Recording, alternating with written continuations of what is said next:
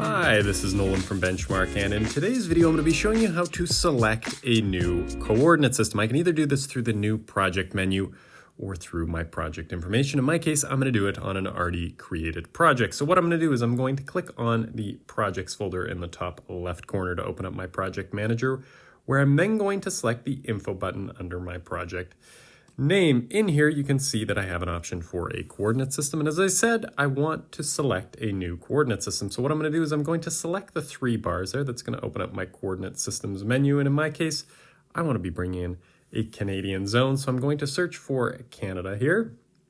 In my Canada dropdown here, I'm going to choose one of these 10TM or 3TM zones. In my case, I'm going to choose my 3TM 114-83 zone, at which point I'm going to hit open project, and that is going to be my newly set coordinate system. So any coordinate system you can search for and find within that menu.